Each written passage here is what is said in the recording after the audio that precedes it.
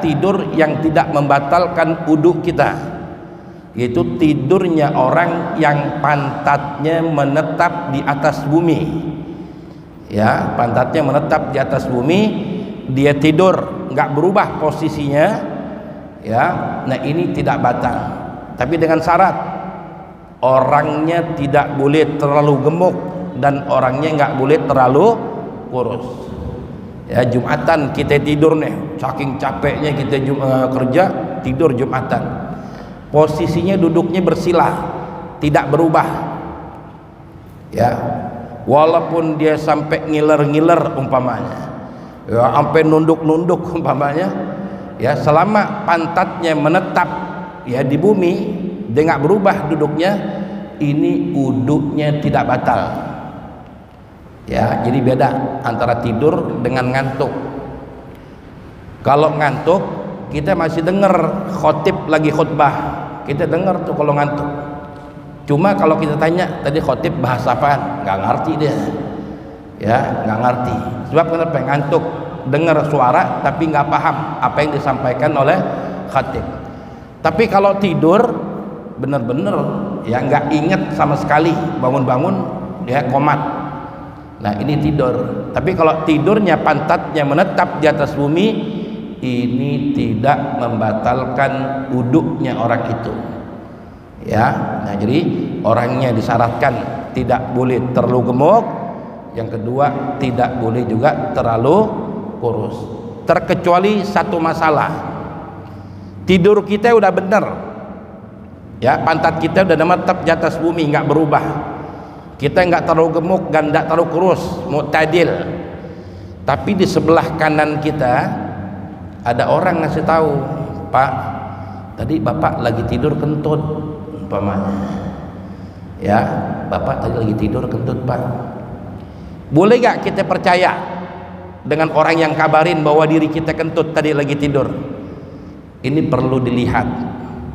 Kalau yang ngasih kabar kalau diri kita kentut tadi lagi tidur, orangnya kita lihat, ibadahnya lihat bagus, dari pakaiannya rapi, ya biasalah ketahuan orang sering ibadah. Ini boleh kita percaya bahwa wudu kita batal, tadi kita kentut beneran. Tapi kalau yang ngasih kabar kalau kita kentut, itu orangnya sholat Jumat aja pakai lepis bolong-bolong, kelihatan pahanya, pakai kaos, ya. Nah, ini boleh kita nggak percaya, ya, tetap pertahankan wudu kita tetap sah, ya. Jadi lihat orangnya yang ngasih kabar itu.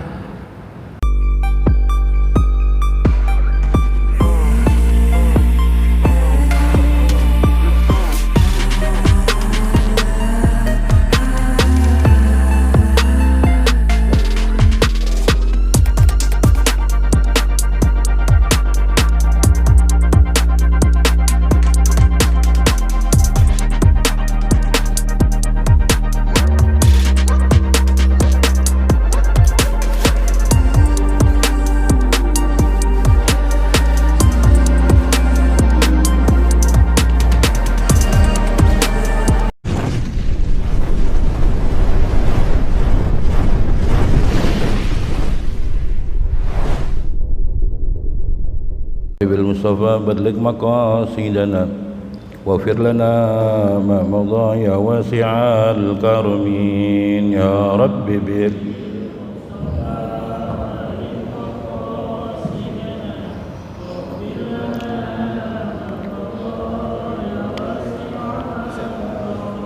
الله يصلي وسلم دائما أبدا على حبيبك خير الخلق كلهم يا رب بال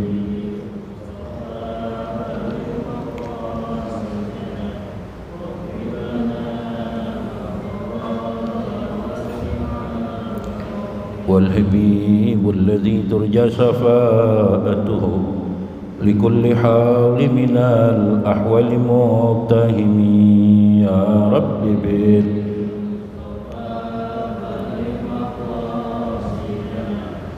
اغفر لنا ما مضى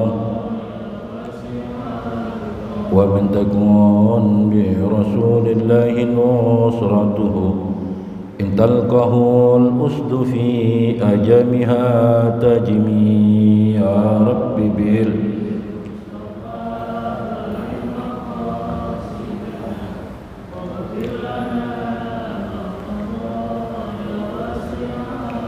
اللهم صل وسلم وبارك عليه. بسم الله الرحمن الرحيم. السلام عليكم ورحمة الله وبركاته. الحمد لله رب العالمين وبه نستعين على أمور الدنيا والدين والصلاة والسلام على أشرف الأنبياء والمرسلين سيدنا وحبيبنا وشفيعنا ومولانا محمد وعلى آله وصحبه أجمعين. أما بعد سبحانك لا علم لنا إلا ما علمتنا إنك أنت العليم الحكيم. رب اشرح لي صدري ويسر لي أمري واحلل عقدة من لساني يفقهوا قولي. Hadirin jamaah yang dirahmati oleh Allah Subhanahu wa taala.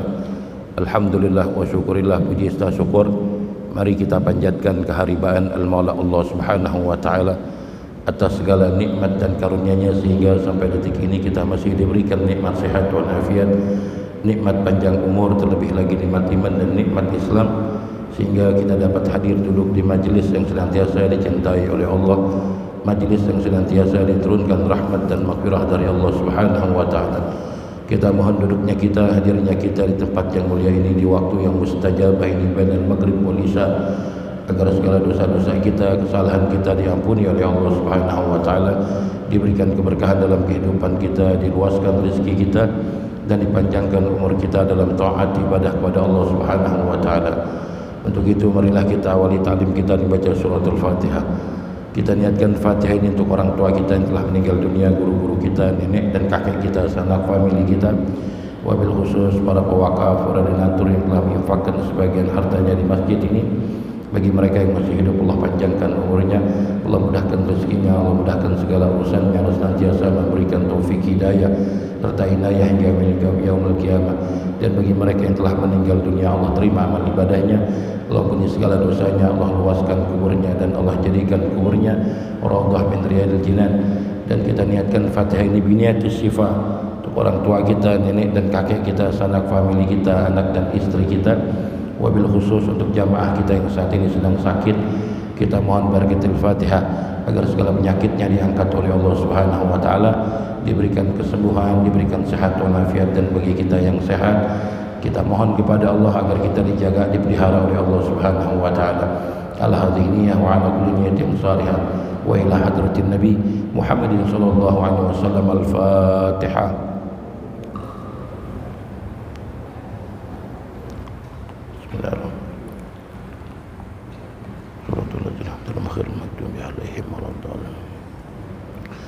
Al-Mustafa Rasulullah sallallahu alaihi wasallam wa alihi wa surat wa ahli bait Sayyidina Ahmad bin Isa wa Sayyidina al-Faqih al-Muqaddam Muhammad bin Ali wa al Usul wa bin Abdurrahman Segab bin Syihab al-Mukhdar Sayyidina Abdullah bin Sa'id al-Idrus al-Ja'far Muhammad al-Idrus Abi Abdullah bin Abu Bakar al-Idrus Abi Abdullah bin Abu Bakar al-Atas wa sunnihi ma farim Nabi Umar bin Abdurrahman al-Tasayib ratib Sayyidina Sa'id bin Abdullah al-Baras wa Sayyidina Syekh Fakhrul Wujud Bakar bin Salim Sayyidina Abdullah bin Abi Haddad Sahib ratib Sayyidina Ahmad bin Ali al-Haddad usulihi ma farim Nabi Abdullah bin Umar al-Satri Abi Hasan bin Abdullah bin Umar al-Satri Salim bin Abdullah bin Umar al-Satri Al-Habib Abdullah bin Muhammad bin Syihab usulihi wa furihim wa kullu ala dhanbal al-furin wa litarim wa laha wa sahibul inad annam rujati fil jannah barakat muslarihim anwarihim wa alimihim wa nafatin fi dini wa dunya wal akhirah anna Allah yafta'ilihi wa alina aftalarifin wa ikum fi din wa ja'alna min barika salihin wa ja'alna min barika al-muttaqin wa ja'alna min barika al-mukhlasin bijahi sayyidina Rasulullah sallallahu alaihi wasallam. Ala hadhihi niyyah wa ala kulli niyyatin salihah wa ila hadratin nabi Muhammad sallallahu alaihi wasallam. Al-Fatihah. Ya kana ya suratul ladzina an'amta 'alaihim ghairil maghdubi 'alaihim. Bismillahirrahmanirrahim. Kita lanjutkan kembali pembacaan kitab fikih kita sampai kepada faslun wa yanqudul wudu'a arba'atu asya', yaitu bahasan kita malam hari ini, yaitu tentang perkara yang dapat membatalkan wudhu kita. Itu ada 4. Yang pertama adalah al-khariju min qubuli awid duburi illa mani. Yang pertama, perkara yang dapat membatalkan wudu kita yaitu keluarnya sesuatu minal qubuli awid duburi illal mani. Ya, keluarnya sesuatu dari kemaluan depan kita, kubul kita, atau kemaluan belakang kita atau dubur kita, illa al-mani, terkecuali mani. Ya, jadi dengan sebab keluarnya mani di saat kita sudah punya wudu, ini tidak membatalkan, tapi mewajibkan untuk kita mandi. Jadi yang membatalkan wudu itu keluarnya sesuatu dari kubul maupun dubur. Baik sesuatu itu yang biasa keluar, air kencing kita, atau yang biasa keluar dari dubur kita. Ya, bentuknya apapun yang keluar dari kubul maupun dubur, ini batal. Seumpama ada orang kencingnya susu keluarnya, ya, sekalipun kencingnya yang keluar susu tetap batal wudu kita. Atau yang keluar dari duburnya, ya, emas umpamanya, sekalipun, ya, tetap membatalkan wudu kita. Ya, jadi apapun yang keluar baik dari kubul maupun dubur, ini batal. Illa al-mani, kecuali mani. Ya, jadi kalau mani, seumpama kita lagi sholat Jumat, khotibnya terlalu lama, kelamaan khotibnya, kita lagi ngantuknya banget, ya, akhirnya kita tidur. Ketika tidur kita mimpi, di dalam tidur kita lagi Jumatan, khurujul mani, mimpinya nggak tentang keluar mani umpamanya. Apakah batal wudu kita dengan sebab keluar mani? Ini tidak batal. Terus buat apaan wudunya? Boleh gak kita sholat Jumat langsung dibangunin pas qomat? Pak, bangun Pak, udah qomat. Ya, kita pakai buat sholat. Ini nggak boleh. Ya, wudu kita walaupun statusnya nggak batal, nggak boleh kita gunakan untuk sholat. Nggak boleh kita berdiam diri di masjid. Nggak boleh kita megang atau membaca Al-Quran. Terus wudunya fungsinya buat apaan? Kalau wudunya nggak boleh sholat, nggak boleh megang Quran, ya, nggak boleh muksu fil masjid, nggak boleh, ya, baca Quran, terus wudunya buat apaan? Wudunya cuma satu. Kalau ada orang yang sayembara, ya, di depan masjid ada orang yang sayembara, bapak-bapak, siapa yang punya wudu saat ini, saya kasih duit 100.000. Wudunya dia berlaku tuh, ya, wudunya orang itu berlaku, hanya untuk itu wudunya berlaku, tapi nggak berlaku digunakan untuk sholat, ya, untuk baca Quran, megang Quran, atau muksu, berdiam diri di dalam masjid. Jadi wudunya hanya berlaku di saat ada orang yang sayembara, ya, siapa yang saat ini punya wudu, saya kasih duit 100.000, dapat, dia berhak. Ya, nah, sebab dengan keluarnya air mani ini tidak menyebabkan wudu kita batal, tapi diwajibkan untuk mandi hadas besar. Ya, itu yang pertama yang menyebabkan wudu kita batal. Kemudian yang kedua, zawalul akli, hilangnya akal, illa nauma mumakkidin mak'adatahu minal ar. Ya, jadi sebab yang kedua adalah hilangnya akal. Hilangnya akal itu banyak, bisa dengan tidur, bisa mabok, ya, atau orang itu pingsan umpamanya, hilang akal. Jadi di saat kita punya wudu seumpama, ya, udah mau qomat, orang itu pas berdiri langsung pingsan umpamanya, walaupun nggak lama pingsannya, ini batal wudunya dia. Atau dengan sebab tidur, ya, nah, tidur ini batal. Ada tidur yang tidak membatalkan wudu kita, yaitu tidurnya orang yang pantatnya menetap di atas bumi. Ya, pantatnya menetap di atas bumi, dia tidur nggak berubah posisinya, ya, nah, ini tidak batal, tapi dengan syarat, orangnya tidak boleh terlalu gemuk dan orangnya nggak boleh terlalu kurus. Ya, Jumatan kita tidur nih, saking capeknya kita kerja, tidur Jumatan, posisinya duduknya bersila, tidak berubah. Ya, walaupun dia sampai ngiler-ngiler umpamanya, ya, sampai nunduk-nunduk umpamanya, ya, selama pantatnya menetap ya di bumi, dia nggak berubah duduknya, ini uduknya tidak batal. Ya, jadi beda antara tidur dengan ngantuk. Kalau ngantuk kita masih dengar khotib lagi khutbah, kita dengar tuh kalau ngantuk. Cuma kalau kita tanya tadi khotib bahas apaan, nggak ngerti dia. Ya, nggak ngerti. Sebab kenapa? Ngantuk, dengar suara tapi nggak paham apa yang disampaikan oleh khotib. Tapi kalau tidur bener-bener ya nggak ingat sama sekali, bangun-bangun ya komat. Nah, ini tidur. Tapi kalau tidurnya pantatnya menetap di atas bumi, ini tidak membatalkan wuduknya orang itu.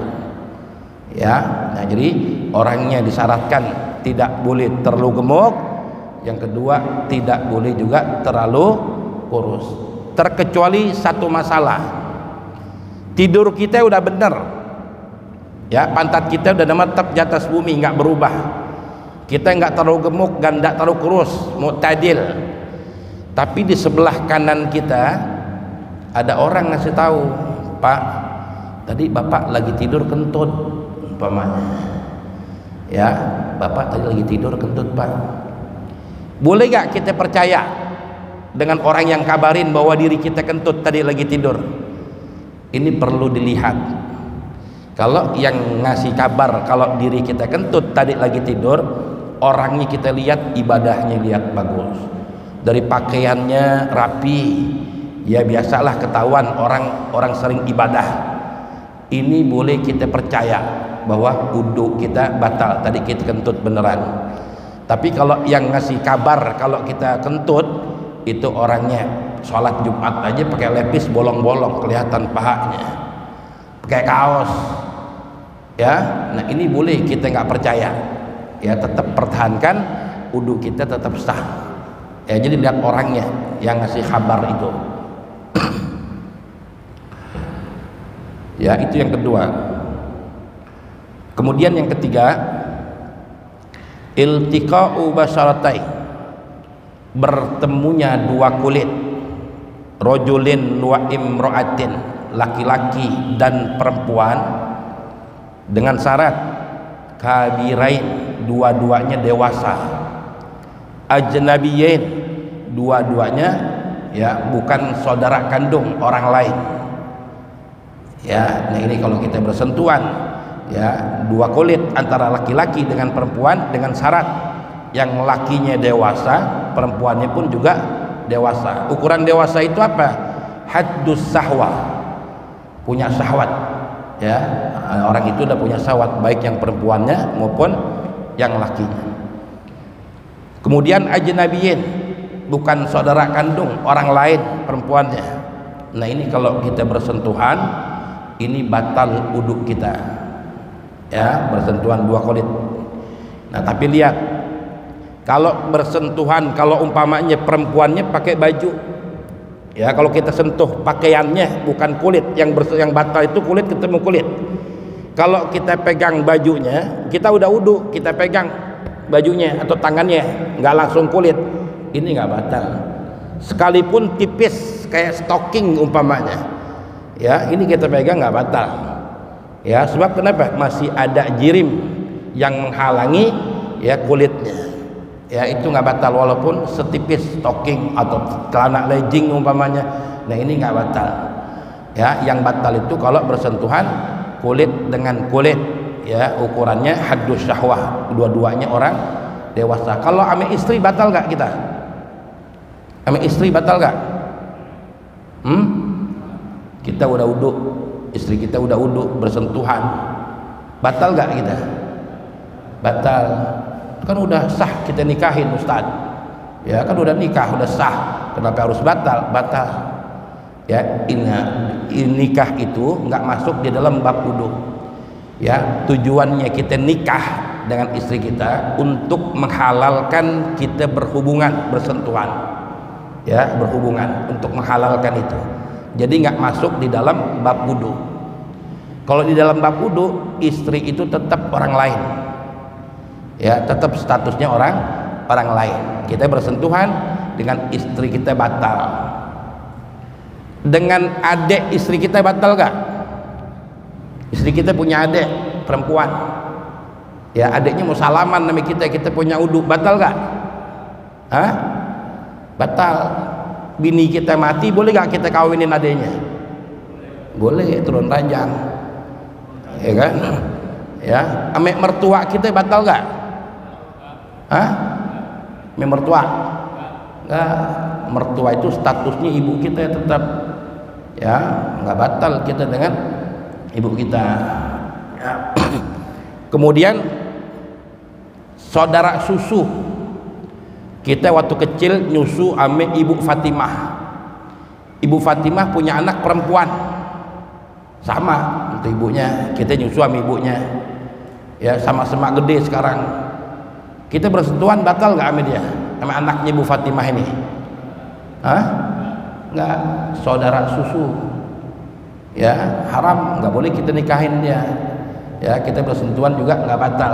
Jadi kaidahnya, setiap perempuan, ya, yang halal untuk kita nikahin, ya, itu kalau bersentuhan wudu kita batal, ya. Setiap perempuan yang halal untuk kita nikahin, yang boleh untuk kita nikahin, kita bersentuhan wudu kita batal. Ame sepupu batal gak sepupu?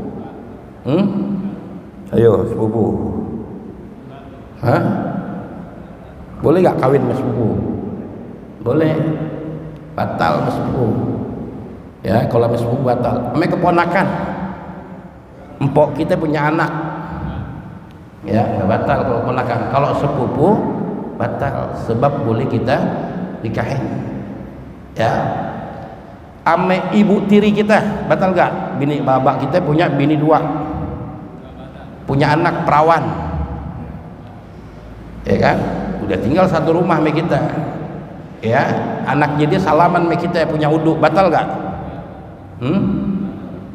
Ayo, jadi janda itu bawa anak kawin bapak kita, ya kan, jadi adik kita dah, tapi dia bersentuhan dengan kita, batal gak? Batal. Ibunya bapak kita yang kawinin, anaknya boleh gak kita kawinin? Boleh, ya. Ibunya bapak kita, anaknya sama kita, boleh, ya, sebab bapaknya anaknya bukan bapak kandung kita statusnya, ya. Nah, itu diperbolehkan.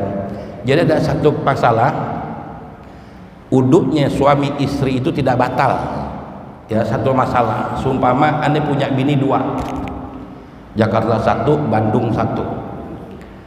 Bini ane yang di Bandung punya anak perawan, tapi statusnya bini ane udah cerai, ane udah ceraiin. Di Jakarta ane punya anak laki, anak ane yang laki di Jakarta kuliah di Bandung, ketemulah dengan perempuan, pacaran, ya, nggak mau anaknya lama-lama pacaran, Mbak, ya, nikahin dong, siapa? Ada no cewek di Bandung, ya, langsung Pak, nggak usah bolak balik dah, jauh, langsung aja nikah. Nah, kita datang bawa-bawaan itu langsung nikah. Ternyata pas di majelis akad nikah, ya, ibunya ini perempuan, bini kita dulunya, ya, Bang, lu nggak salah, tuh adik lu tuh, katanya. Adik dari mana, Pak? Kata anak kita Jakarta. Itu ibunya bini abah dulu, katanya, tapi udah diceraiin. Ini anaknya berarti adik lo. Mana mungkin anak abah cakep kayak begini, nggak percaya ini anaknya yang lakinya. Anaknya cakep begini, nggak mungkin, Mbak, anak abah.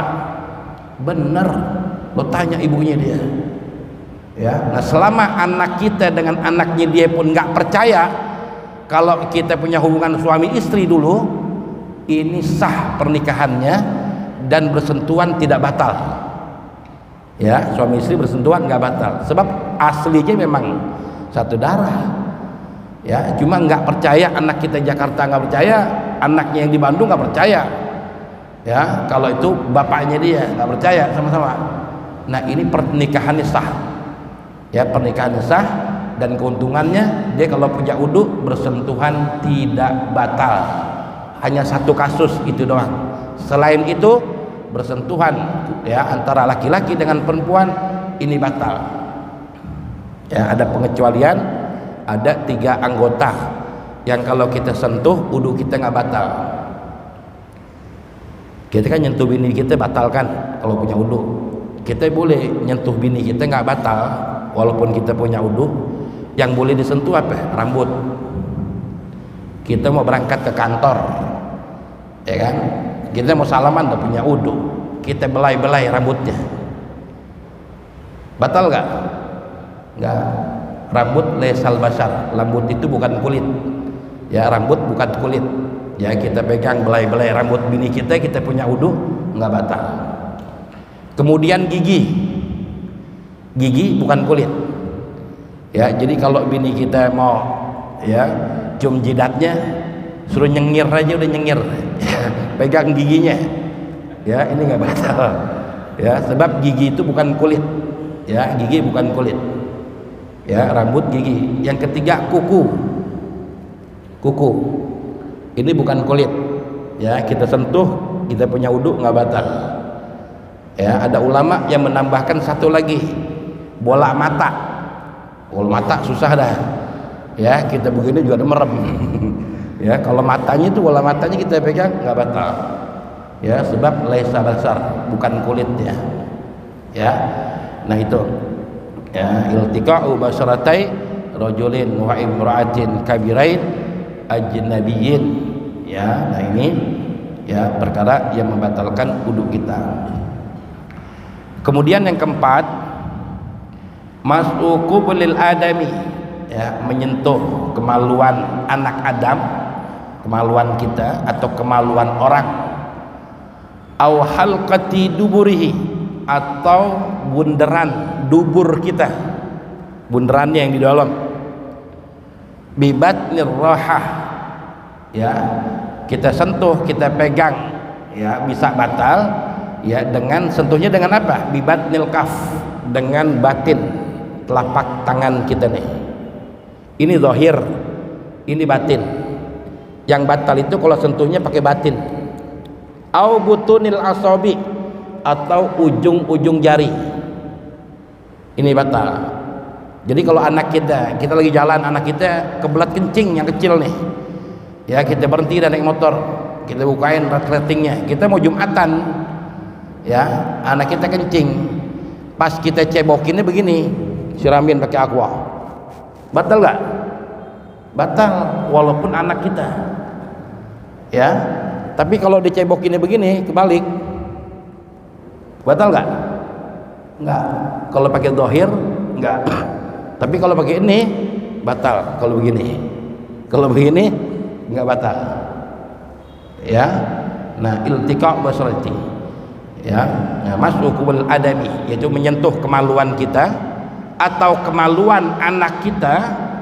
Ya, ini kita nyentuhnya pakai bibatnil kaf, telapak tangan, atau butunil asabi, ujung jari, ini batal. Kalau kemaluan sapi gimana? Oh, kan Idul Adha, sapi banyak di masjid. Kita punya uduk, kita bejek-bejek maluan sapi tapi ini batal gak uduk kita? Hah? Batal gak? Kita punya uduk mau sholat masjid, udah sapi banyak depan tuh, kita gini-giniin punyanya. Batal gak? Hah? Ya, ini gak batal. Yang batal itu adami, anak Adam, manusia. Jadi kalau binatang sekalipun kita punya uduk, kita pegang, kita cowel-cowel, nggak batal. Ya, kalau mayat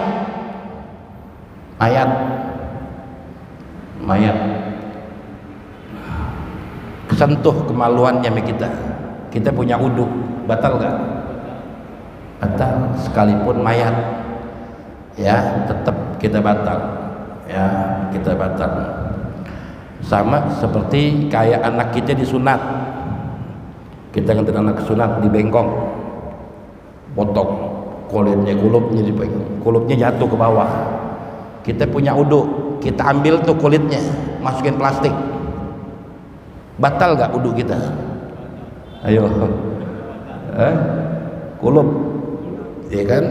Iya, kulitnya belum disunat, tempel, potong, bengkong, jatuh ke bawah, kita masukin plastik, kita punya wudhu nih, batal nggak? Ya, ini tidak batal. Kenapa? Sebab bukan disebut kemaluan lagi, kulit.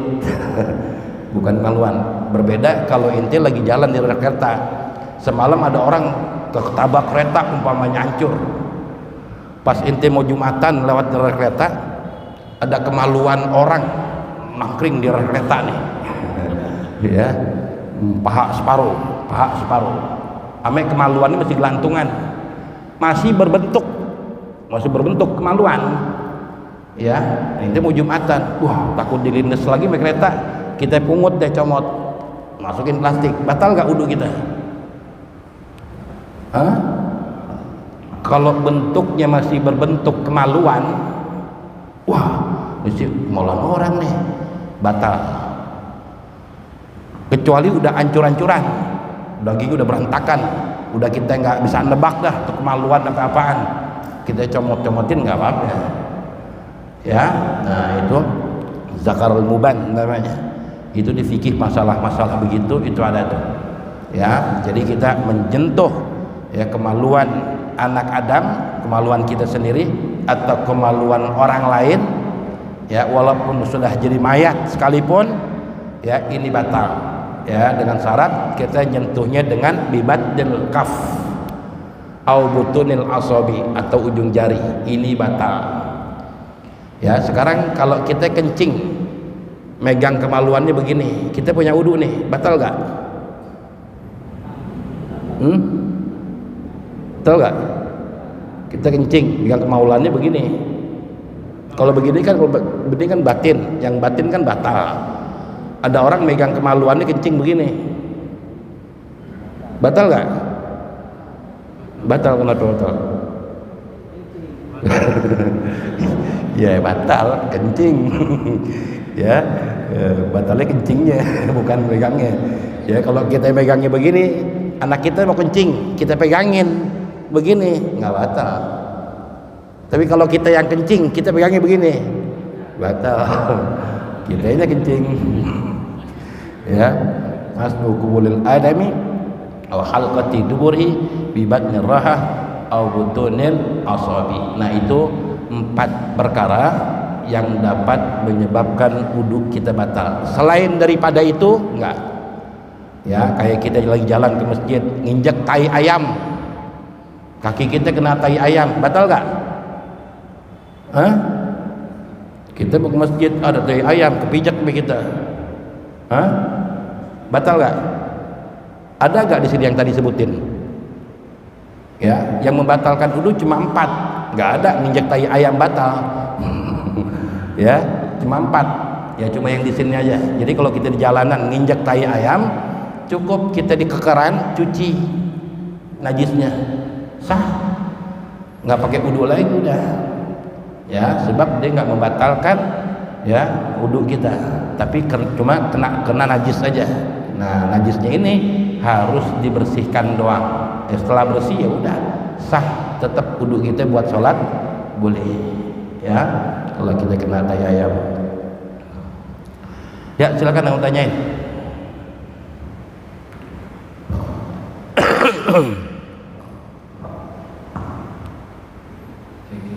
Ya. Assalamualaikum warahmatullahi wabarakatuh. Waalaikumsalam. Seandainya dari rumah menuju masjid, kalau Jumat kan biasanya jalan masjid jam 11 sebelum mulai. Terus kita ngobrol gitu jalan. Tiba-tiba kita ragu gitu, kita batal atau apa, kita harus mengulangi dulu lagi atau gimana? Assalamualaikum warahmatullahi wabarakatuh. Iya. Kita di rumah berangkat menuju masjid Jumatan jam 11 dari rumah. Sampai di masjid ketemu kawan kita ngobrol asik, tawa-tawa. Ya, cuma karena ngobrolnya agak lama, kita ragu, gue batal nggak ya? Nah, ada kaidah fikih mengatakan al-yakin la yadhulu bisyak. Ya, kalau kita yakin kita uduk dari rumah, ini nggak bakal hilang dengan keraguan. Ya, kita harus yakin. Ya, jadi al-yakin la yazalu bisyak. Ya, yakin itu nggak bakal hilang ya dengan keraguan. Ya, jadi yakinin, mantepin. Ya, mantepin. Cuma kalau kita nggak bisa mantepin juga, ulang aja dah. Nah, enaknya kita aja. Ya, tapi kalau kita yakin memang nggak batal, belum merasakan kita batal, ya yakinin la yazulu bisyak. Ya, nah itu nggak batal. Ya, nggak wudu lagi pun nggak apa-apa. Ya, cuma kan kalau terlalu lama, ya ngobrol lagi. Kalau terlalu lamanya itikaf di masjid sih nggak apa-apa. Terlalu lamanya ngobrol. Ya, jadi ada khawatiran, ya kita kentut umpamanya. Ya, kita batal. Nah, nggak apa-apa. Ya. Kalau mau wudu lagi tajdid. Sebenarnya wudu kita nggak batal, cuma mau tajdid aja, memperbarui wudu kan sunnah. Ya biar seger lagi. Ya nggak apa-apa. Ya, jadi bukan karena wudu kita batal, cuma ingin tajdidul wudu, memperbarui wudu. Karena sebab kita ngobrol terlalu lama, ya, jadi hawanya udah nggak enak. Nah, kita wudu lagi boleh, sekalipun wudu kita belum batal, ya, itu tajdid namanya, itu boleh. Nggak apa-apa, ya, nggak apa-apa.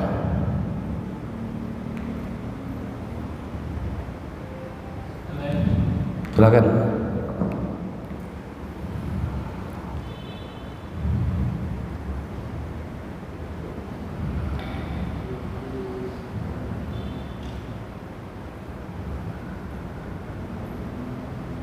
Assalamualaikum warahmatullahi wabarakatuh. Waalaikumsalam.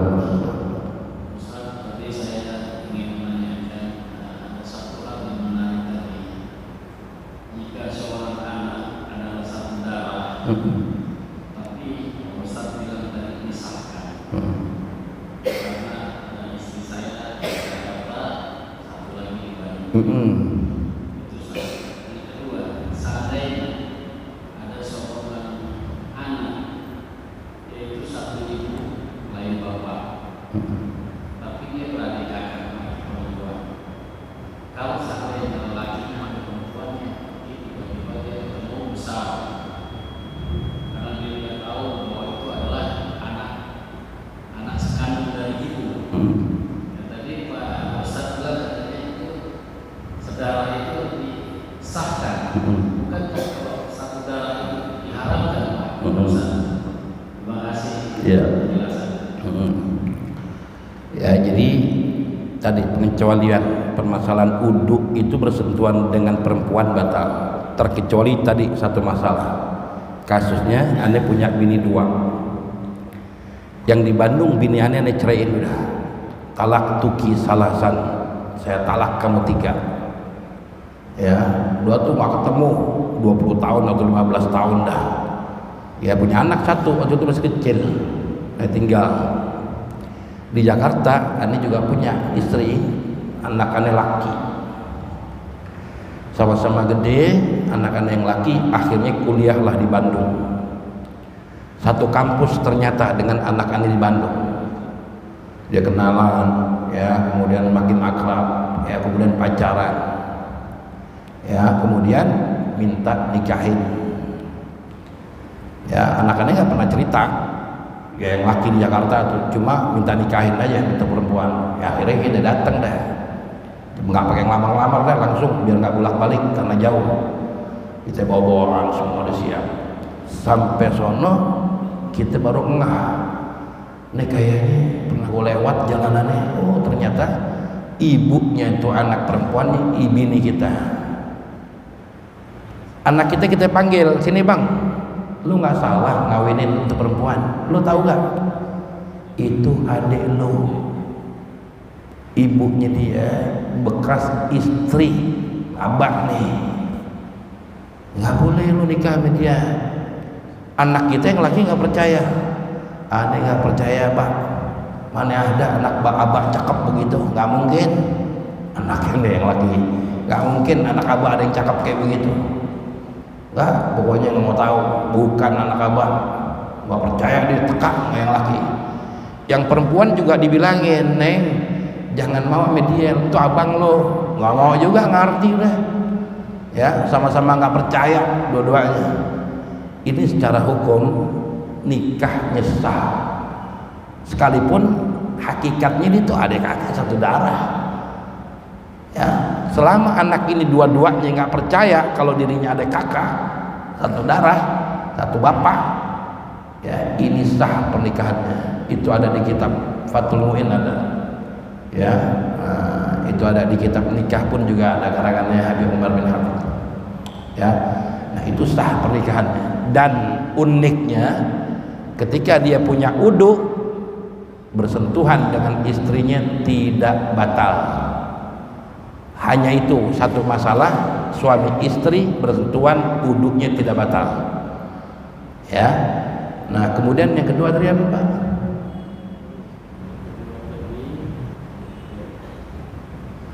Yang kedua dari Ustaz, yaitu seandainya dia satu ibu, tetapi lain darah, Lain bapak. Kemudian kedua anak ini memang sama-sama terpisah atau dia bisa. Itu kan tapi dalam hakikatnya untuk menikah itu kan ada inti, bin siapa, ayah itu anak. Kalau satu ibu dua bapak, artinya suami yang pertama meninggal, gitu deh ya. Kalau dulu masih hidup nggak boleh, ya. Nah dulu suami yang pertama kawin sama ibu ini punya anak satu, ya meninggal suaminya, kawin lagi lah dengan bapak yang kedua, punya anak lagi, ya ini nanti ya karena hidupnya terpisah, ya ketemu pacaran, nah adik kakak padahal ini boleh gak? Ini nggak boleh, ya sebab satu ibu, ya ini nggak boleh, ya kalau bapak ibu dua tapi satu ibu, beda sama kasus yang tadi janda bawa anak, ya kita juga bawa anak, nah itu lain kasus, ya kalau ini enggak, ya pongkolnya satu masalahnya, ya nah, ini yang nggak boleh. Ya silakan.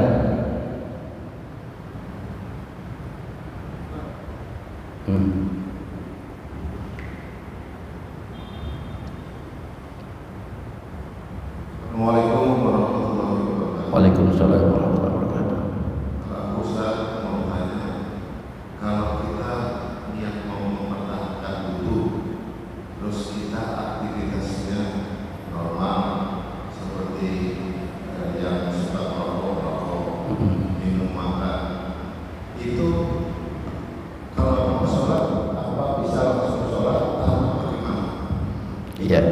Terima kasih Ustaz. Waalaikumsalam warahmatullahi wabarakatuh. Ya, kita punya uduk, kita kan disunahkan oleh Rasulullah untuk menjaga uduk, ya setiap hari.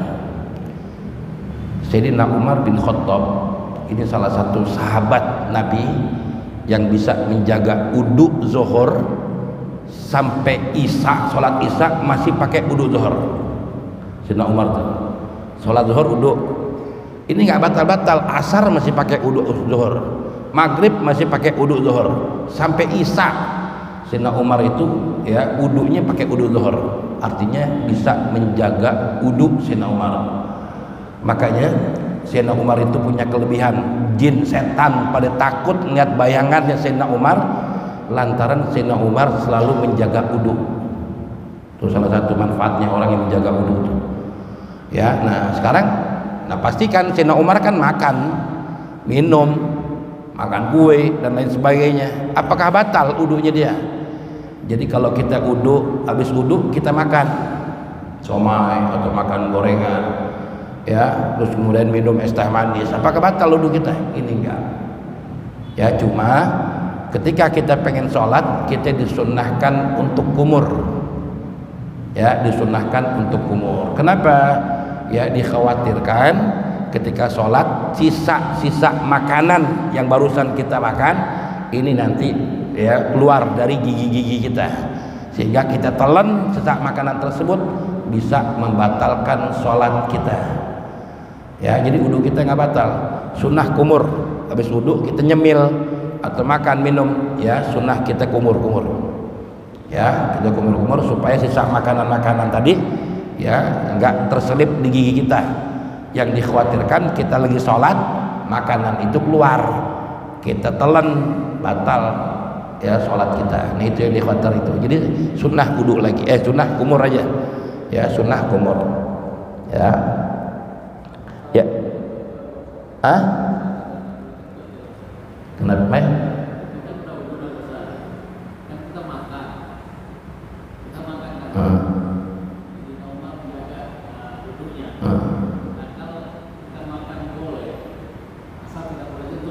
Iya, ya. Tadi kan salah satu perkara yang membatalkan udah al-khariju min ahadis sabilain, keluarnya salah satu dua lubang dari kubul maupun dari dubur. Ya, dubur kentut, angin yang keluar ya, kentut batal.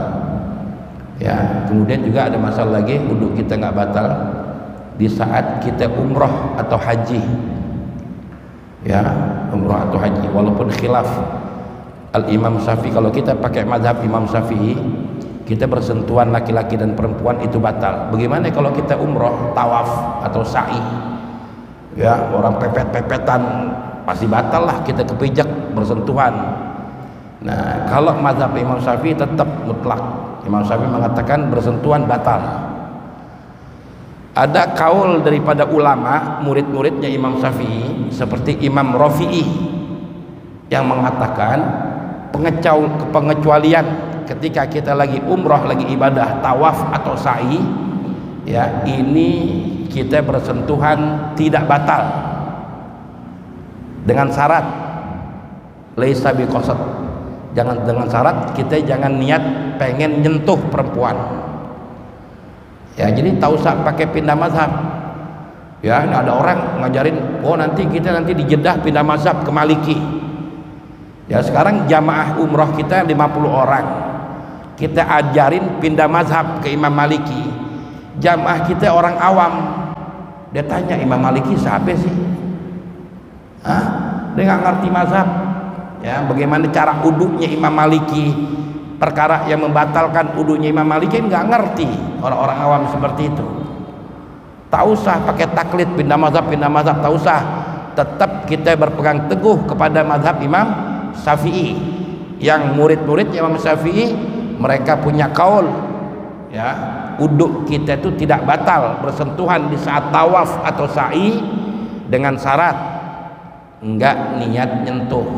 Umpamanya kita lagi tawaf deh, wah udah cewek Libanon nih cakep banget, wah kita pepet-pepet, oh, kita tawaf sambil mepet-mepet dia dengan harapan kesentuh, batal. Berarti ada niatan pengen nyentuh perempuan itu. Kalau selama kita tawaf lillah, nggak ada niatan menyentuh perempuan, mau megang perempuan, niatnya lillah tawaf. Ya, labbaik kita baca doa, ya rukun yamani, kemudian multazam kita baca, nggak ada niatan mau megang menyentuh. Ini uduk kita nggak batal. Kalau uduk kita batal repot Pak, capek. Kita baru masuk lokasi tawaf, kepijak kaki kita perempuan, duduk lagi di sono, balik lagi kesentuh lagi, nggak kelar nanti tawaf. Ya, masakoh. Makanya kaulnya Imam Rafi'i mengatakan tidak batal di saat kita tawaf atau sa'i, tapi dengan syarat tidak ada niatan untuk menyentuh atau memegang perempuan. Lillah tawaf ibadah itu nggak apa-apa. Ya, mau kepijak kayak kaki kita, mau diempet-empet sama perempuan. Terkadang ya, ane pernah ngalamin ketika tawaf di waktu subuh, mau menjelang azan subuh, tawaf pas komat kan berebutan tuh nyari soft masing-masing. Ya, depan kita pas pantat perempuan, dapat gitu posisi ane di belakang, perempuan di depan. Ya lagi tawaf atau komat, buru-buru nyari soft. Ya, Kita mau ruku bagaimana? Jarak yang buat ruku aja nggak ada, perempuan. Nah, sedapat kita salatnya, mau berdiri udah. Ya, seperti itu. Makanya kalau di masjid kan diatur, perempuan sebelah sini, laki sebelah sini. Kalau di Mekah tuh nggak ada aturan. Ya, kalau udah posisi darurat seperti itu, atau qomat, ya udah jadi-jadinya udah. Ya, nah itu. Ya, silakan. Satu lagi. Assalamualaikum warahmatullahi wabarakatuh. Waalaikumsalam warahmatullahi wabarakatuh. Mulai Ustaz, perkara hukum sunat yang perempuan wajib apa? Apa? Hukum sunat anak perempuan. Hukum sunat anak perempuan. Iya. Khitan ar-rijalu apa itu?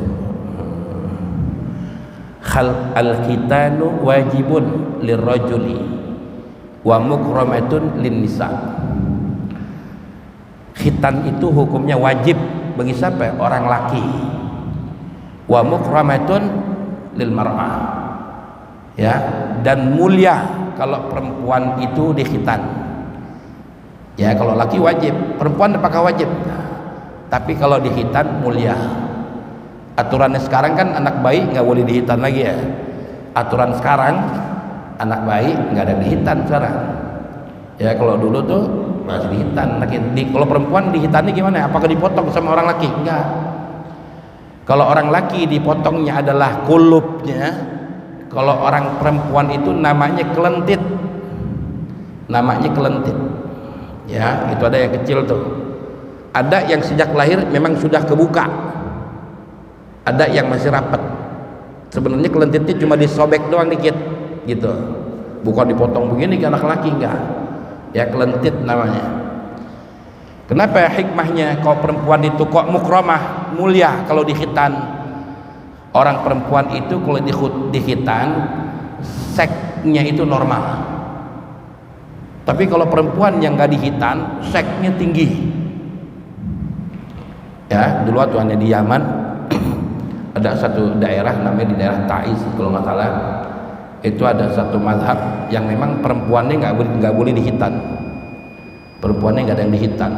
Itu ada salah satu sahabatannya, dia orang Taiz, dia cerita, ya kalau ente zuat sama orang perempuan daerah aneh, ente nggak bakal kuat katanya. Gitu. Ya, kecolek dikit nyeruduk dia. Ya, seksnya besar. Ya, nafsunya, syahwatnya besar. Ya, makanya dengan dikhitan itu dinetralin.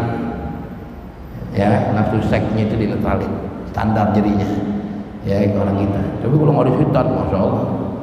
Itu ada satu perkampungan, ya di Taiz itu yang memang perempuannya nggak boleh dikhitan. Ya, nah mereka cerita, ya, gitu nafsunya luar biasa. Ya, nafsu seksnya itu tinggi. Ya, itu. Makanya mulia, nggak wajib tapi dia mulia. Ya, kenapa? Sebab ya seksnya udah dinetralisir dengan cara dikhitan itu. Ya, jadi ada anak-anak sekarang, bayi-bayi sekarang nih, kemarin juga ada yang tanya ibu-ibu baru lahir, Ustadz, anak saya belum dikhitan, apakah wajib dikhitan Ustadz? Kalau perempuan nggak wajib dikhitan, tapi kalau dikhitan mukramah, mulia. Ya, mulia gitu. Ya, wallahu a'lam bishawab. Al-Fatihah. Ya Allah, ya